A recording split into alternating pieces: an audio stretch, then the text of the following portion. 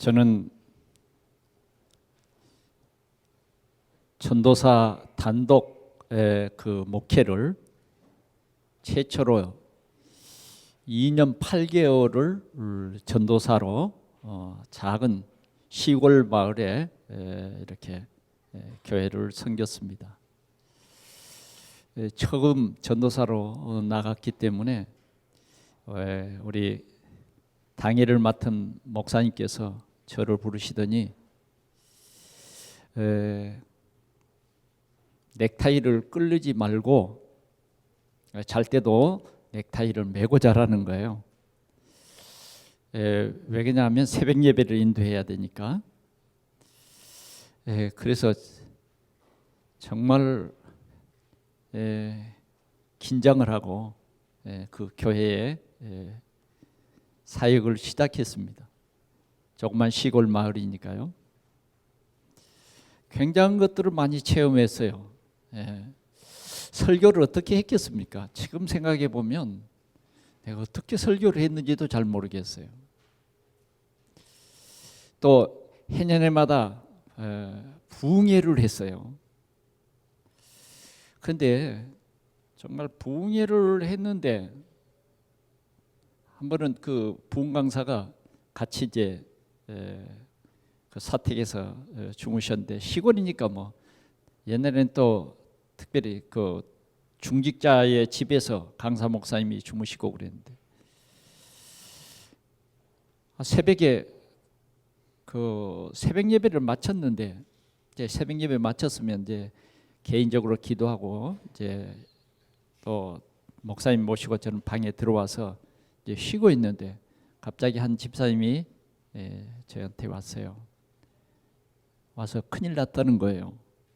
왜 그러냐니까 그 교회 집사님 한 분이 손을 모으고 기도를 하는데 손이 떨어지지 않는다는 거예요.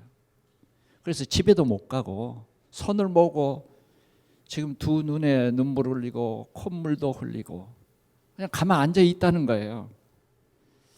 야, 이거 큰일 났더라고요. 그래, 아무래도 저 혼자는 이 문제를 해결할 수 없을 것 같았어요. 그래서 쉬시는 이제 목사님, 그 부흥 강사 목사님을 모시고 사실대로 얘기했어요. 목사님, 그 한 집사님, 남자 집사님이 지금 손이 이렇게 두 손을 모으고 기도하는데 손이 떨어지지 않고 지금 움직일 수도 없고 가만 그대로 앉아서 지금 눈물 콧물 흘리고 있습니다. 이랬어요. 그래, 목사님도 좀 생소한 일이죠.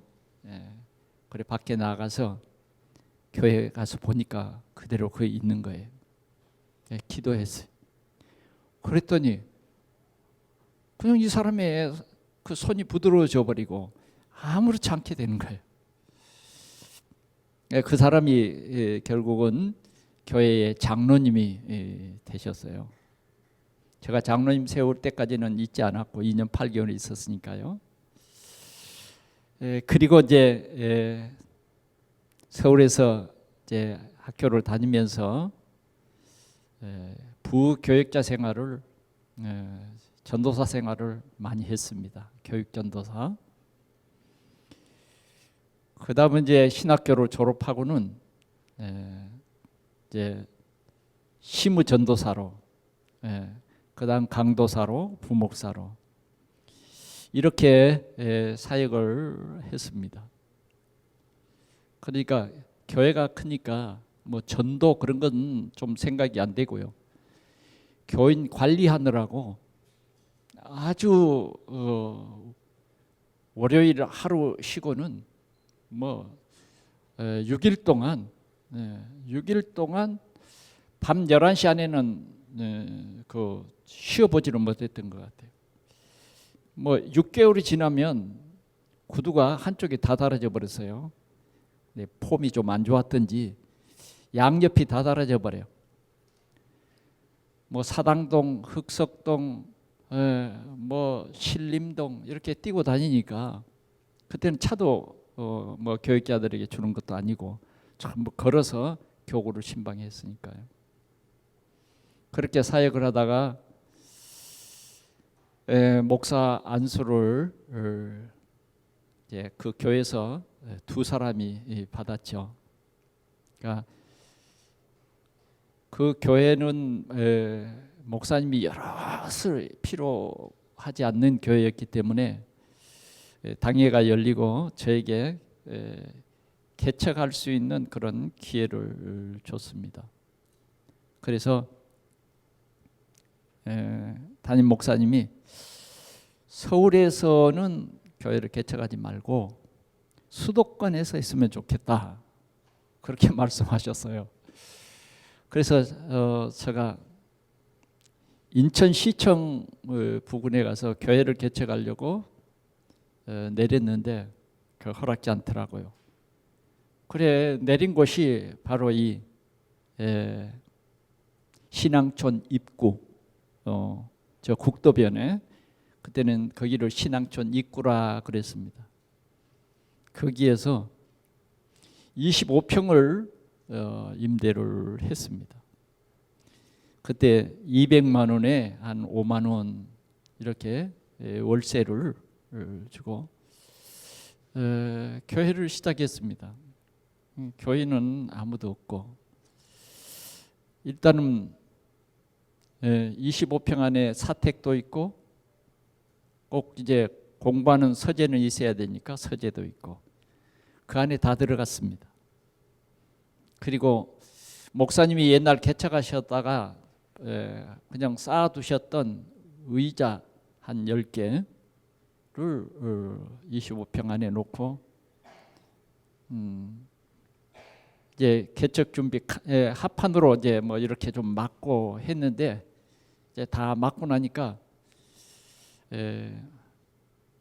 당양 목사님이 개척 설립 예배를 드려준다. 그 드려준 그 시간이 84년도 12월 4일이었습니다. 개척을 하려면 좀 한 3월이나 4월 이럴 때 해야 되는데 12월 달에 했으니까 얼마나 싸늘한요. 하여튼 이상한 난로 하나 피우고 그렇게 해서 꽤나 그래도 그 교회에서 와서 설립 예배를 드려주는데 교인이 꽉 찼어요. 왜? 그 본교회에서 온 사람들 때문에요. 그래 예배 드리고 가버리는데 한 사람도 없잖아요. 다 가버리고. 그때부터 전도가 뭔가 고민하게 됐습니다. 정말 고민하게 됐어요. 이 신학교에서 배운 이 전도는 뭐 전도를 언제 배웠습니까? 신학을 공부했죠. 목회는 이런 것이다 그런데 그건 이 개척하는 것과는 전혀 상관이 없는 이런 시작을 했습니다. 저도 얼마나 가난했던지 시골에서 보리 몇 말, 또 그다음 그 교회에서 성미 준 것, 그 남은 것 그거 싸고 왔으니까 한 2달 먹으니까 없어져 버리더라고요. 이제 교인이 없으니까 아무것도 없죠. 그렇게 시작을 했었습니다. 그렇게 시작을 했는데 참 고민이 많았어요. 전도를 어떻게 할 것인가. 그래서 그날부터 내가 설교는 잘 못하지만 그래도 설교할 내용을 써서 종이에 썼습니다. 그래서 복사를 했어요. 한 100장 복사를 해가지고 주일 예배가 끝나면 그 주보를 가지고 신앙촌 입구를 집집마다 다녔어요. 그래서 집집마다 다니는데 이 현장이 어떤 현장이다 그때 알았어요. 이게 신앙촌 입구인데 신앙촌 입구가 뭔지 몰랐거든요. 그 안에 들어가 보니까 신앙촌, 지금 이 홈타운이 있는 이 자리가 신앙촌인데 여기에 온 것입니다. 그리고 집집마다 들어가 보니까 그 집집마다 남자 사진이 하나 있는 거예요. 피아노 위에나 아니면 벽에 남자 사진이 있어요. 그래 이 남자분이 어떤 분인가 나중에 알고 보니까 박태선이었어요. 이제 제대로 온 거죠. 예. 여기에서 전도를 시작을 했습니다. 그래 이제 정말 구체적으로 어떻게 전도해야 할 것인가. 그래서 실은 CCC 훈련에 들어갔습니다. 집사람이랑 같이 이 훈련원에서 전도가 뭔가, 또 집사님 한 분, 직장 다니시는 집사님 한 분과 CCC 훈련을 6개월 동안 받았어요. 그러니까 전도가 뭔가가 조금 보여지더라고요. 물론 옛날에 CCC에 활동을 했지만, 그러나 구체적으로 이제 새 생명, 새 생활을 하는 이 전도를 함께 훈련하면서 오늘의 여기까지 하나님이 인도하셨는데, 하나님께서 우리 교회를 얼마나 사랑하셨는지, 정말 전도에 올인되고 세계적인 전도자를 하나님께서는 만나게 하셨어요. 그래서 그 전도자를 통해서 내 생애에 가장 귀한 응답을 받은 것입니다. 진짜 복음이 무엇인가? 물론 이론적으로는 다 알았지만 진짜 이 복음이 나의 복음 되는 것을 체험했어요. 그러나 그게 진짜 내 체질, 복음이 체질되기까지는 상당한 시간이 흘렀습니다. 하나님께서는 이 복음이 먼저 이 교회를 인도하는 목사에게 복음 체질되도록 우리 지역에서뿐만 아니라 세계 여러 나라를 다니면서 이 훈련하게 하셨어요. 그래서 복음을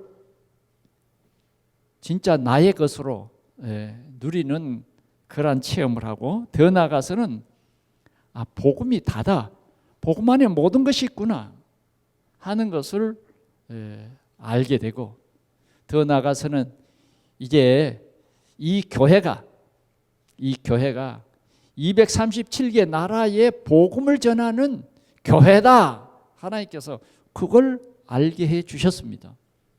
그래서 하나님께서는 우리 교회의 전도 학교를 이 경인 지역에서는 최초로 전도 학교를 우리 교회에 열게 하셨어요. 그래서 전도 학교에 수많은 목사님들, 수많은 평신도들이 와서 전도 훈련을 하기 시작했습니다. 더 나아가서는 이제 전도만 하는 신학교를 우리 교회에 세워서 우리 지역에 이 복음화를 할 수 있도록 하나님께서 우리 교회를 사용하신 것입니다. 그래서 우리가 알 것은 우리 이 여기에 세운 동산교회는 하나님께서 특별히 이 경인 지역에 복음센터로 세우셨다. 이 복음센터로 세우셨다. 그래서 우리 교회를 통해서 선교사를 배출하고, 또 선교사를 파송하고, 또 목사를 세워 이렇게 목회를 하게 하고 개척교회를 세우게 하신 것입니다.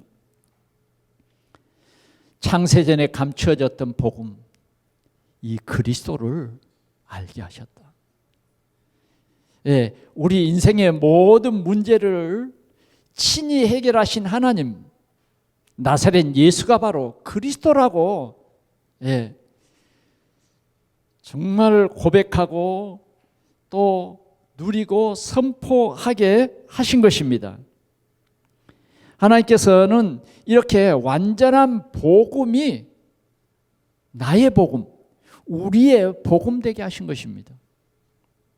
그래서 율법으로 묶여 있고 율법으로 정말 긴장되어 있고 완전히 단단해져 있는 이러한 우리의 생각들을 복음으로 다 녹여주셨어요. 복음으로 녹여주시고 이제 평신도 운동이 시작되고 우리 교회에 이제 장로님들이 세워지고, 예, 또 우리 교회가 특별히 일본 복음화를 향해서 선교사를 파송하고, 예, 제가 초창기에는 1년에 한 3분의 1을 일본에서 이 선교 활동을 하게 되었습니다. 그래서 저 북해도에서부터 오키나와까지 일본 전역을 순회하면서 이렇게 캠프를 하게 되었던 것입니다. 오늘 우리 교회가 38주년을 맞이하는데 하나님께서 주신 은혜는 너무 크고 너무 놀라운 것입니다.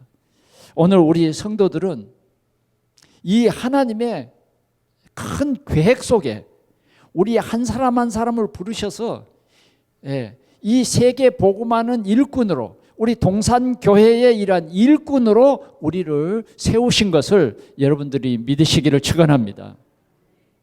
그리고 하나님께서는 오늘 우리를 통해서 이제 이 세계를 복음하고 이 복음의 바톤을 전달할 훌륭한 렘넌트를 계속 세워가실 것을 믿습니다. 또 우리 동산교회의 중직자들이 온전한 복음의 발판 위에서 237 나라를 세워가는 최고의 중직자들로 하나님이 축복할 것을 믿습니다. 오늘 우리 교회 38주년을 맞이해서 나를 복음하라 하는 제목으로 함께 은혜를 나누기를 원합니다. 나를 복음하라 하는 말은 무슨 말이냐? 주는 그리스도시요 살아계신 하나님의 아들이십니다. 이 고백이 나의 고백되어질 때에 내가 하나님의 보좌화 되는 것입니다. 하나님의 보좌화. 우리가 지난주에는 사역을 교회 사역을 보좌화해라는 말씀을 드렸어요. 그것은 쉽게 여러분들에게 이해를 돕기 위해서 하나님께서 모세를 불러서 이스라엘 백성들을 출애굽시켜 가나안 땅에 인도해 내라 하는 미션을 주셨어요. 그게 모세의 사역이었습니다. 그러나 모세는 그 사역을 감당할 만한 환경이나 힘이 없었어요. 그럴 때 모세는 못합니다 이랬던 것입니다. 그럴 때 하나님께서 뭐라고 그랬느냐? 내가 너와 함께 할 것이다. 네가 하는 것이 아니라 내가 하는 거야 하신 말씀을 주셨어요. 그러나 그 말씀이 모세에게는 썩 이해가 된 것이 아니었습니다. 못한다고 했어요. 그때 하나님께서는 네 손에 있는 것이 뭐냐? 지팡이입니다. 그 깡마른 지팡이, 모세의 손이요 이 지팡이 하나예요. 그런데 하나님께서는 그 지팡이를 던져봐라. 던졌더니 그게 뱀이 되는 거예요. 모세가 놀랐습니다. 그럴 때 하나님께서는 뭐라 그럽니까? 그 뱀의 꼬리를 잡아봐라. 말도 안 되는 소리죠. 뱀을 머리를 잡아야 잡아 죽이든지 어떻게 할 건데 뱀의 꼬리 잡으면 뱀이 휙 돌아서 잡은 손을 물어버릴 수도 있잖아요. 그런데 말도 안 되는 소리를 하는 거예요. 그러나 뱀의 꼬리를 잡아야 되는 것이죠. 꼬리를 잡았어요. 그랬더니 지팡이가 됐어요. 이게 웬일입니까? 이게 하나님이 함께하는 헤븐리 파워예요. 하나님이 함께한다. 이게 보좌화라는 것입니다. 하나님의 것을 하는 거예요. 하나님의 능력으로 하는 것이에요. 오늘 나를 보좌화해라 하는 이 말씀은 오늘 이 시대에 하나님의 부름받은 우리 성도들에게 너무 중요한 말씀이에요. 나를 보좌화하는 것은 뭘 말하느냐? 갈보리의 그 십자가, 예수님께서 갈보리 그 십자가에서 피를 흘려 죽으셨어요. 그것이 그 사실이 하나님의 보좌입니다. 예수님께서는 그 갈보리 십자가를 지시고 외치시는 한마디의 말씀이 뭐냐? 다 이루었다. 다 이루었어요. 이것이 바로 나를 보좌화하는 언약의 말씀이에요. 우리는 본래 죄 가운데 태어났습니다. 우리는 죄와 저주와 재앙 속에 살아가는 나였어요. 본래 나는 마귀 자녀였어요. 그러나 하나님께서는 우리를 창세 전에 예정하시고 우리를 하나님의 시간표 속에서 불러주셨어요. 그래서 하나님이 우리를 자녀 삼아 주신 것입니다. 그런데 우리를 어떻게 자녀 삼아 주셨느냐? 하나님께서 은혜로 우리를 불러 예수가 그리스도이신 이 사실을 알게 하신 이 근본을 알게 하셨어요. 그러므로 말미암아 우리는 갈보리 십자가 지시고 부활하신 예수 그리스도를 나의 주, 나의 하나님으로 내 마음속에 영접함으로 말미암아 우리는 거듭난 새로 태어난 사람이 되었어요. 다시 말하면 옛사람은 죽고 이제 우리는 새 사람으로 태어난 거예요. 우리는 반드시 옛사람은 죽어야 돼요. 옛사람이 죽지 않으면 절대 새 사람으로 태어날 수 없고 옛사람인 거예요. 그래서 옛사람은 반드시 죽어야 새 사람으로 태어날 수 있어요. 그래서 우리는 우리를 대신해서 십자가에 죽으신 예수 그리스도를 믿음으로 말미암아 나의 옛사람은 죽은 거예요. 마귀에게 소속된 나는 죽은 것이다 하는 것입니다. 오늘 이 확실한 여러분들은 이 사실을 아는 것이 뭐냐? 진짜 나를 보좌화하는 거예요. 그리고 예수님이 부활하셨어요. 죽은 지 3일 만에 부활했다니까. 죽음이 있어야 부활이 있는 것입니다. 그래서 우리는 부활하신 예수님을 나의 주, 나의 하나님으로 내 마음속에 고백하기 때문에 우리는 그리스도와 함께 다시 살게 된 것입니다. 그래서 우리는 옛사람 나는 마귀 종로로 하던 나는 죽었어요. 세상의 종로로 하던 운명사주 팔자에 묶여있던 나는 죽었다. 이 고백이 우리에게는 확실한 것입니다. 옛사람은 죽었어요. 세상 종로로 단 나는 죽었어요. 나의 신분이 완전히 바뀌었어요. 우리에게 말씀합니다. 이제는 너를 옮겼다. 사망에서 생명으로 옮겼다. 우리의 신분이 옮겨진 거예요. 옮겨진 것. 요한복음 8장 44절에 마귀 자녀로 살았던 나의 신분은 끝난 거예요. 없어요. 이제는 우리는 새 사람이 된 거예요. 하나님의 자녀인 거예요. 하나님의 자녀. 모자라도 우리는 하나님의 자녀입니다. 이제는 실수해도 우리는 하나님의 자녀라고 하는 이 자녀의 신분은 절대로 바뀌지 않는 하나님의 절대 주권 속에서 우리는 하나님의 자녀가 됐습니다. 아멘. 우리 하나님의 자녀예요. 이건 절대로 변치 않는 하나님의 언약이에요. 주 예수를 믿으라. 그리하면 너와 내 집이 구원을 얻고 영접하는 자 곧 그 이름을 믿는 자는 하나님의 자녀되는 권세를 주셨느니라요. 절대로 바뀌지 않습니다. 그래서 우리는 이제 이 땅에서 하나님의 살아계신 하나님의 보좌의 축복을 늘 누리며 살아가는 것입니다. 우리가 이 땅 위에서 예수 그리스도의 이름으로 기도하면 하나님은 보좌에서 반드시 응답하는데 시공간을 초월해서 하나님은 응답하십니다. 아멘. 예.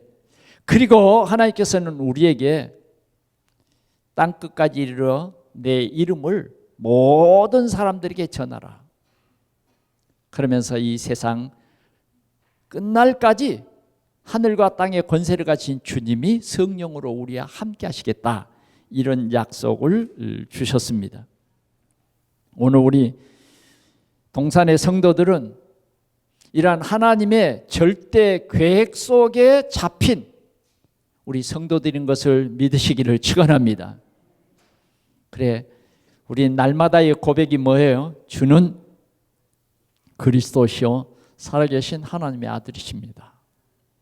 이 고백할 때요, 정말 우리의 이 불신앙이라든지 우리의 옛날의 상처라든지 나는 안 된다, 나는 어떤 운명 사주팔자에 묶여있다, 이제 상처로 남아있는 사람들까지도 이 고백할 때에 완전히 끝난 것을 믿으시기 바랍니다. 끝났어요. 오늘은 우리 교회가 특별히 성찬 예식을 하는 주일인데, 이 성찬 예식을 통해서 우리는 더욱더 하나님의 언약의 말씀을 굳게 붙잡고 보좌의 축복을 누리는 우리 성도들이 되시기를 축원합니다. 하나님께서는 우리에게 피의 복음을 주셨어요. 피의 복음이 무엇인가? 피의 복음이 무엇인가 하는 것을 출애굽기 24장에 보면 이렇게 우리에게 알게 하셨어요. 피의 복음은 바로 그리스도인 것입니다. 그러나 창세기 3장 15절에 여자의 후손 메시아가 올 것이다. 메시아가 오셔서 하나님 만나는 길을, 메시아가 오셔서 십자가에서 우리의 죄 문제를, 메시아가 오셔서 우리를 죄짓게 한 사단의 머리를, 사단의 그 권세를 깨뜨릴 것이다 하는 언약을 우리에게 주셨어요. 그래서 그 언약을 우리에게 구체적으로 이렇게 보여주셨는데, 그게 뭐냐? 피입니다. 피. 이제는 우리가 죄를 지음으로 말미암아 내쫓김을 당했어요. 사단과 함께 우리는 내쫓김을 당했다고요. 그러나 하나님께서는 우리를 영원 전부터 사랑하셔서 그리스도로 말미암아 구원하시려는 계획을 세웠기 때문에 하나님 만날 길을 하나님께서 열어주신 거예요. 그 열어주신 것이 뭐냐? 여자의 후손이에요. 앞으로 여자의 후손 메시아 그리스도가 올 것이다. 올 것이요. 아직 오지 않았고 올 것이다. 그러나 그 오실 예수를 믿으라는 거예요. 오실 예수를 믿어라. 그 오실 예수께서 나의 죄 문제를 해결하시기 위해서 십자가에서 피를 흘려 네 죄를 사할 것이니 이것을 믿으라는 거예요. 그래서 뭐냐? 흠도 없고 점도 없는 양, 소 잡아서 뭐요? 하나님께 피제사를 드린 거예요. 피제사. 그래서 하나님께, 구약시대 때는 하나님께 나가는 자들이 빈손으로 나가지 못했어요. 어떻게 해요? 흠도 없고 점도 없는 짐승을 가지고 제사장에게 가면 제사장이 그 사람을 위해서 피제사를 드리는 것이에요. 어떻게 해요? 짐승의 피를 잡아 제단에 뿌리고 그다음 그 짐승을 가져온 그 사람에게 이 피를 뿌리는 거예요. 그래서 하나님과 화목하게 하시고 하나님 만나는 길을 열어주신 것입니다. 이것이 구체적으로 하나님께서 그 시대 백성들마다 다 알게 하셨어요. 그것이 우리가 잊을 수 없는 유월절. 오늘 예수님께서도 유월절을 지키셨어요. 그래서 예수님께서는 사역을 하시다가 지금 예루살렘에 올라오셔서 이제 며칠이 지나면 십자가에서 이 사역을, 구원의 사역을 감당하시기 위해서 그 전에 마지막 유월절을 제자들과 함께 있기를 원하셨던 것입니다. 여러분, 유월절이 어디서부터 시작되었어요? 이스라엘 백성들이 애굽에 400년 종살이 할 때에 하나님께서 모세를 통해서 유월절을 제정하셨죠. 어떻게 했습니까? 10가지 재앙 중에서 마지막 그 애굽에 재앙을 내리는 사건이죠. 이스라엘 백성들에게는 어떻게 했습니까? 흠도 없고 점도 없는 양의 피를 문설주에 발라라. 그러면 그 저주와 재앙이 내지 않을 것이다. 그러면 그 저주와 재앙이 하늘에서 내립니다. 하나님께서 천사를 이 애굽 땅에 보내서 심판하는 거예요. 그런데 그 심판은 어떤 심판이냐? 장자를 죽이는 심판입니다. 애굽 왕 바로에서부터 바로의 종, 여러분 바로의 종뿐만 아니라 그 땅에 있는 모든 짐승에게도 첫 새끼를 다 죽이는 거예요. 이런 무서운 재앙이었습니다.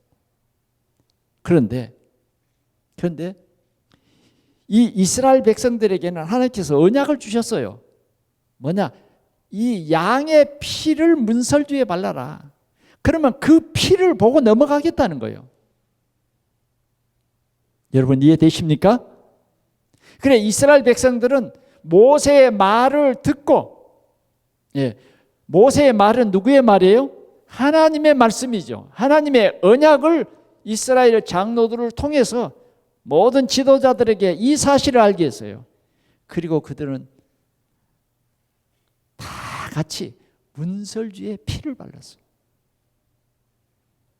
그리고 그들은 누룩 없는 떡과 쓴 나물을 먹고 잠이 들었습니다. 그 저녁에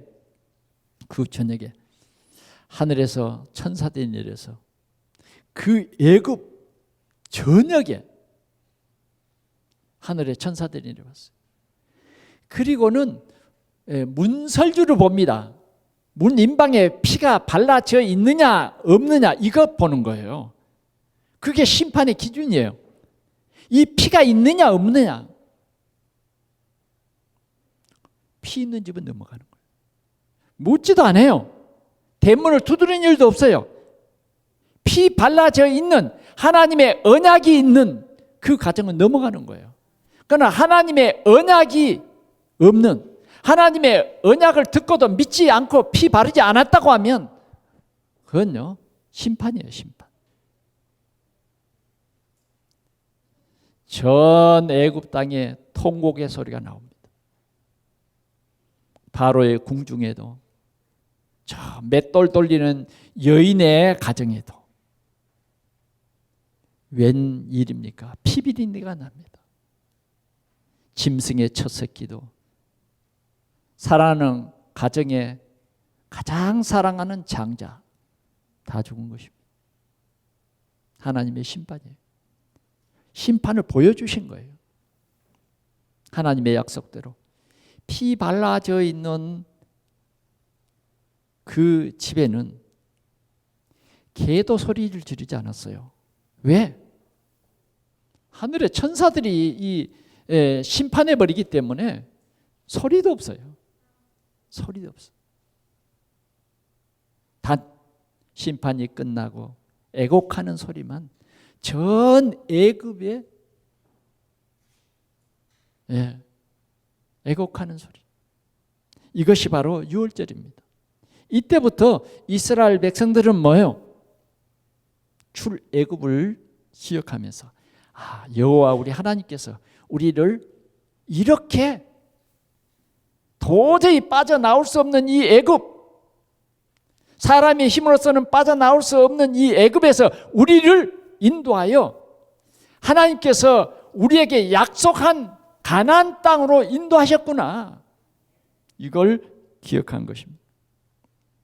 이것이 바로 유월절입니다.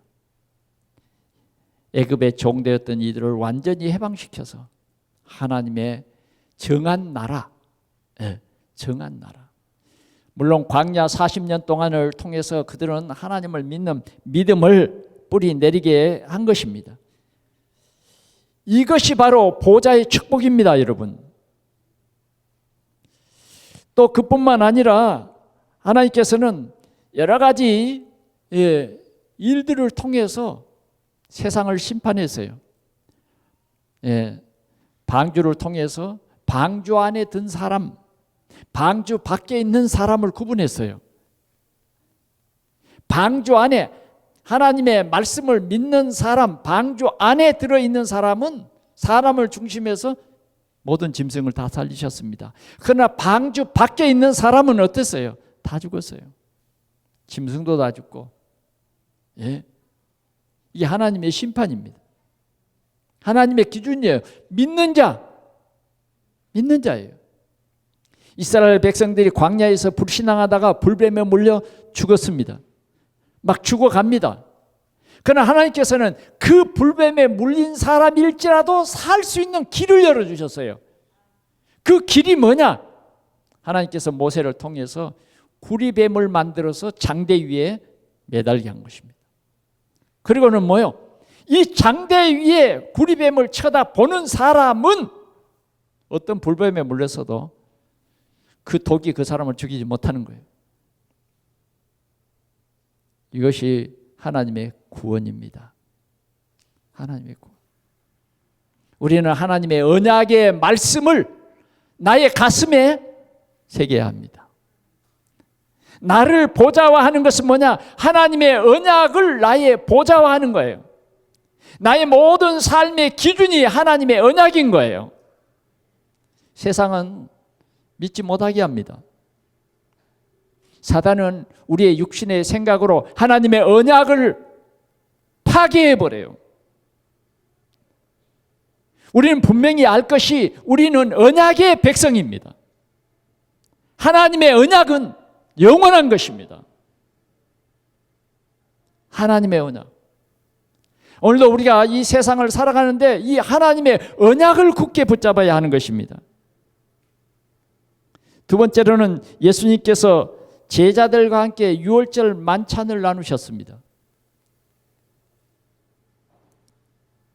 오늘 분명한 것은 예수님이 잡히시기 전날 밤이었어요. 십자가를 지시기 전날 밤이에요. 예수님께서는 제자들을 불러 모으시고 제자들의 발을 씻겨주시면서 여러 가지 말씀을 하셨어요. 내가 너희를 이렇게 발을 씻어준 같이 너희들도 서로 발을 씻기는 것이 옳다. 우리는 겸손히 주님을 섬겨야 할 것입니다. 그러면서 예수님께서 중요한 영적 사실을 말했어요. 사단이 살아서 이렇게 역사한다. 사단의 종이 되지 말아라. 우리는 사단의 심부름꾼이 되면 안 됩니다. 사단의 심부름꾼 아세요? 사단의 심부름꾼. 우리가 언약 놓치면요 죽도록 사단의 심부름꾼 됩니다.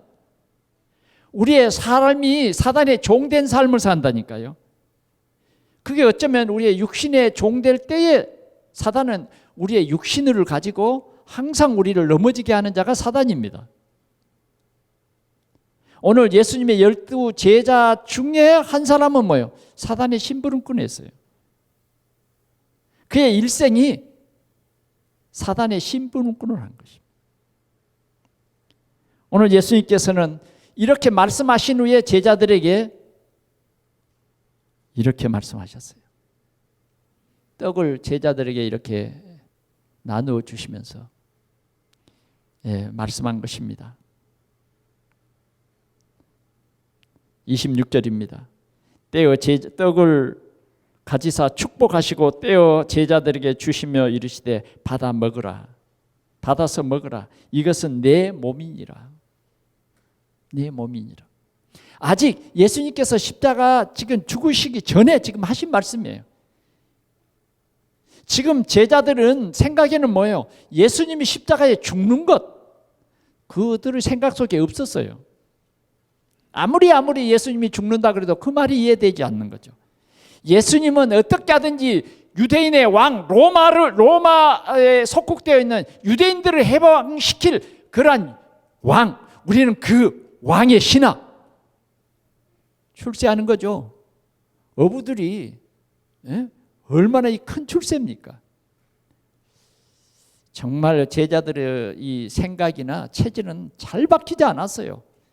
거기는 우리가 뭐 60년, 70년 이렇게 신앙생활에도 우리 체질 잘 안 바뀌는 거 보면 3년 훈련 받아가지고 그 잘 바뀌겠어요?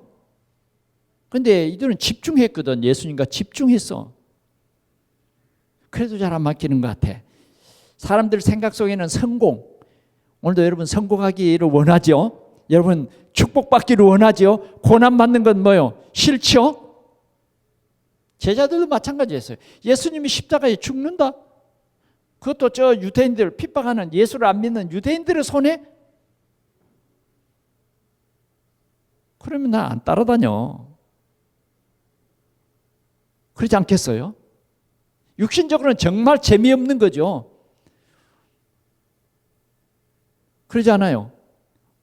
오병이어의 기적, 정말 깜짝 놀랄 하나님의 능력을 체험했습니다.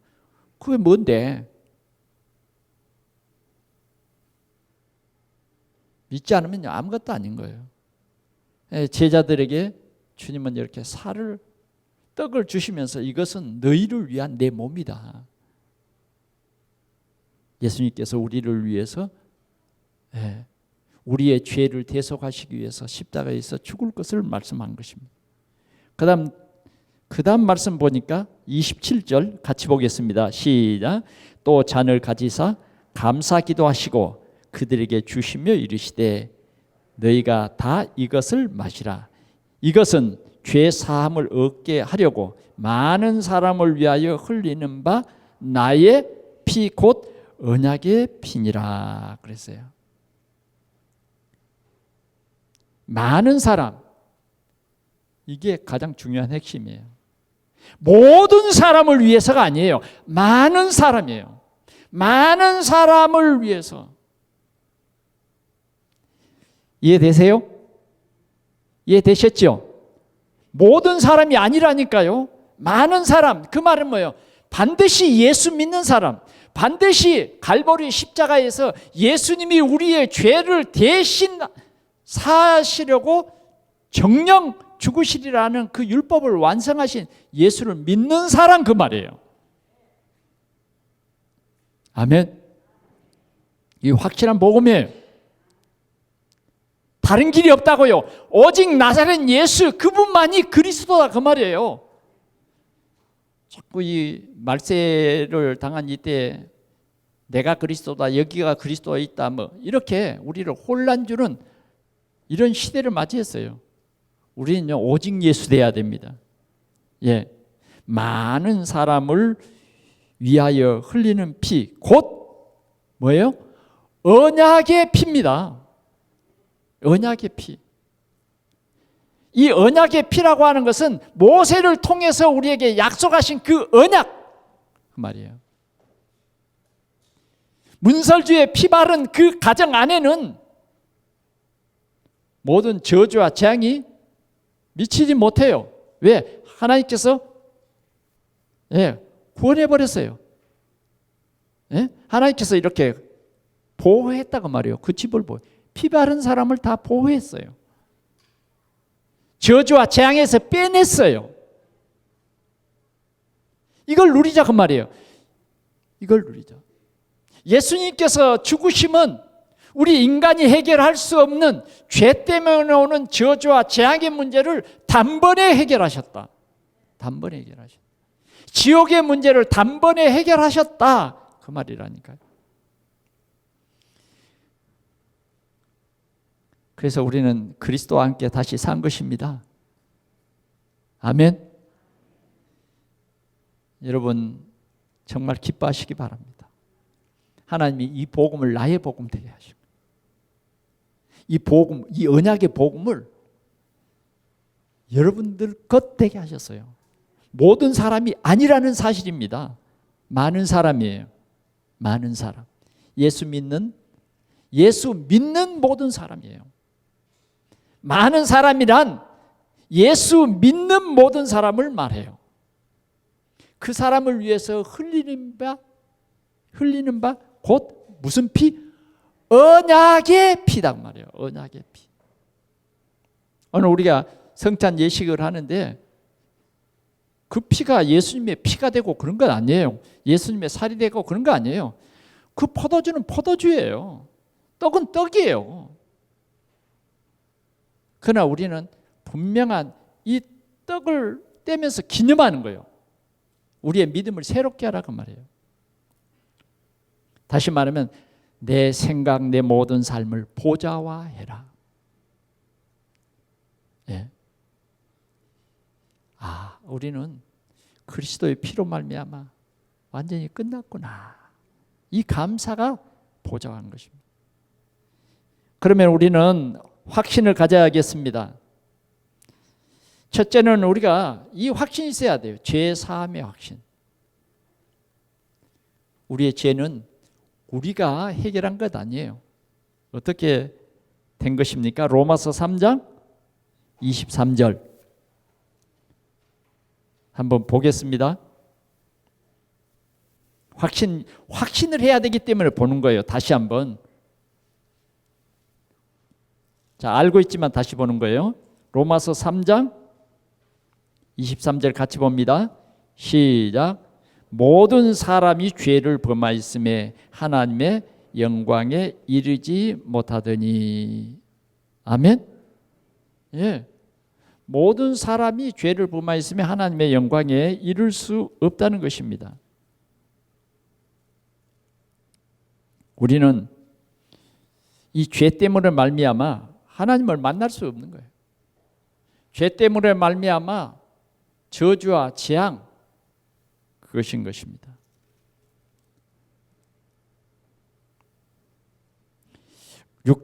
로마서 6장 23절을 더 보겠습니다. 시작. 죄의 삭은 사망이요 하나님의 은사는 그리스도 예수 우리 주 안에 있는 영생이니라. 죄의 삭은 사망이에요. 아무리 공부 잘하고 출세해도 죄의 삭은 사망인데 예수 그리스도께서 우리를 위해서 죽어주지 않으면 우리의 죄는 그대로 남아있는 거예요.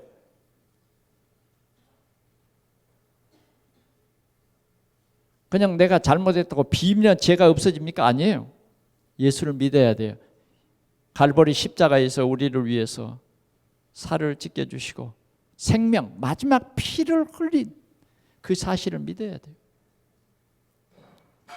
다시 말하면 예수가 그리스도라고 믿고 고백해야 된다고 말이에요. 그러면 끝나버린 거예요.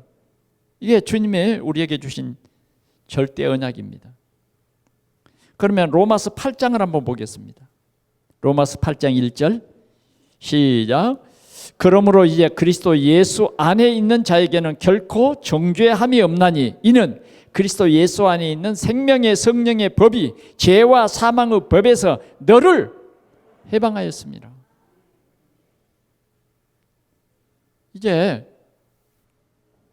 우리는 모든 문제가 끝난 것입니다. 예수 그리스도의 십자가를 믿으면 예수 그리스도께서 십자가에서 우리의 모든 문제를 해결하셨다고 하는 분명한 이 사실을 믿으면 어떻게 믿어야 되겠습니까? 예수님이 십자가의 죽으심으로 말미암아 우리의 과거, 우리가 생각도 할 수 없는 그러한 과거, 현재, 미래는 어떨까요?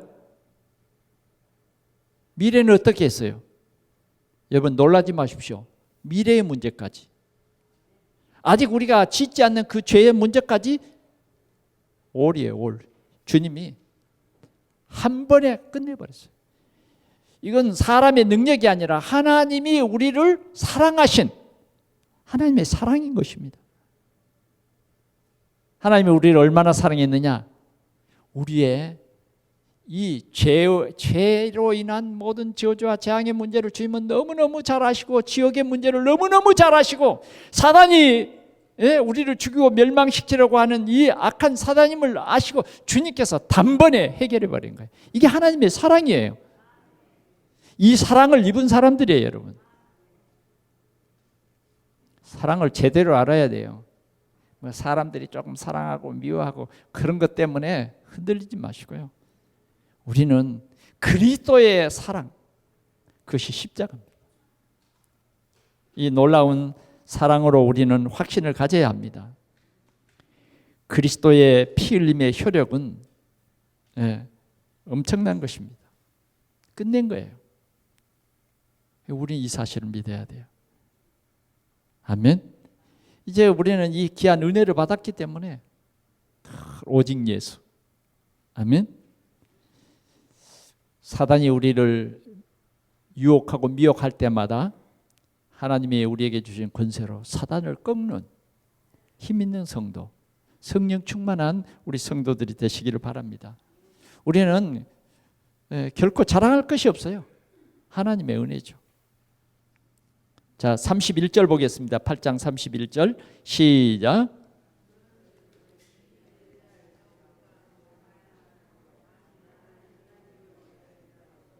아멘. 31절 한 절만 봐봅시다. 우리를 대적하리요. 누가 우리를 대적하리요? 우리를 대적할 자가 없다고 말이에요. 왜? 하나님이 사랑했다고 말이에요. 하나님이 우리를 사랑해서 이 죄 문제를 친히 하나님이 독생자 보내서 해결한 거예요. 해결해 주십시오가 아니에요. 해결해 주신 거예요. 그런즉 이 일에 대하여 우리가 무슨 말을 하리요? 무슨 말을 하리요? 만일 하나님이 우리를 위하시면 누가 우리를 대적하리요? 하나님이 우리를 위하시면, 하나님이 나를 사랑하시면 그 누가 우리를 대적하겠느냐 그 말이에요. 예배 안 할 수 있습니까? 우리가 하나님을 찬양 안 할 수 있습니까? 이 놀라운 사실, 이 놀라운 은혜를 입은 우리 성도들이 하나님을 예배하지 않을 수 있냐고요.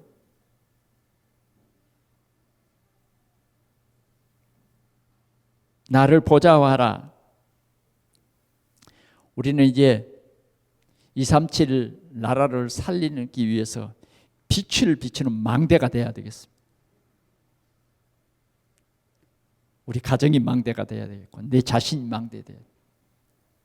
그래서 이 망대, 우리 자녀들에게 이 복음의 빛, 이 그리스도의 사랑을 말해야 돼요.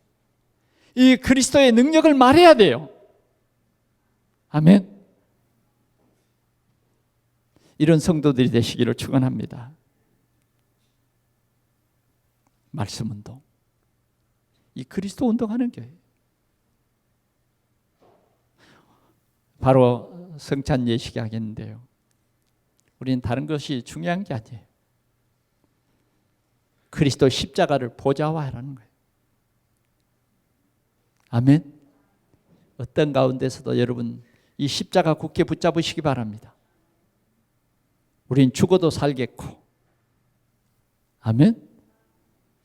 영광에 우리는 그 보좌가 나의 보좌예요. 주님이 우리를 영원토록 변함없이 우리를 사랑합니다. 시 공간을 초월해서 사랑합니다. 우리에게는 이 전도할 수 있는 최고의 귀중한 직분을 주셨어요. 여러분들이 한 생명, 한 사람을 제자 삼는 이 보좌의 축복, 우리 동산교회가 가서 제자 삼아라, 이런 하나님의 큰 응답이 있어지기를 축원합니다. 기도하겠습니다. 하나님 아버지 감사합니다. 나를 보좌화하라고 오늘 주님이 귀한 언약의 말씀을 주셨사오니 주님 성령으로 우리를 충만케 해 주옵소서. 어떤 환경 가운데서도 예수는 그리스도시요 나의 하나님이심을 늘 고백하며 승리의 삶을 살게 해 주옵소서. 예수 그리스도의 이름으로 기도하옵나이다. 아멘.